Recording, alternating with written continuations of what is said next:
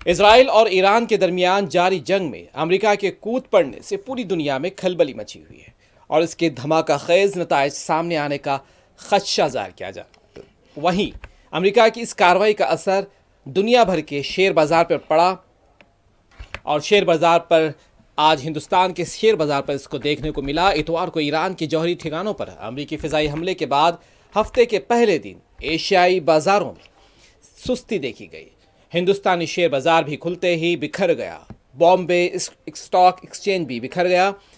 30 شیئروں والا سینسیکس کھلتے ہی 844 پوائنٹ سے زیادہ پھسل گیا۔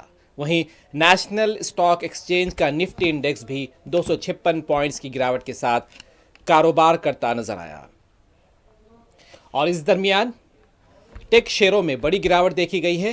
لارج کیپ میں شامل انفوسس، ایچ سی ایل ٹیک اور ٹیک مہندرا کے شیئر گراوٹ کے ساتھ کھلے تھے۔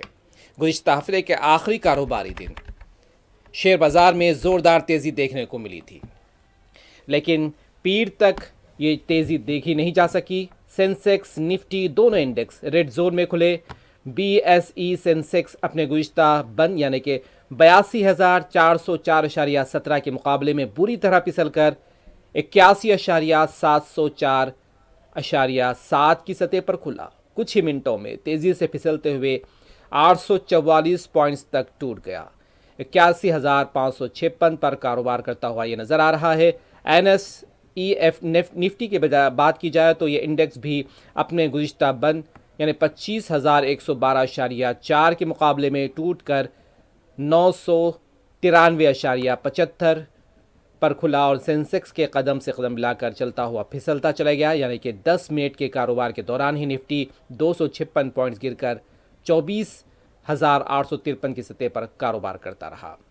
پیر کو بازار کی گراوٹ میں سب سے زیادہ ٹوٹنے والے شیئروں میں لارج کیپ زمرے میں شامل Infosys share, H U L share, Bajaj finance share, T C S share اور H C L tech share, M and M share, Reliance گراوٹ کے ساتھ ٹریڈ کر رہے تھے۔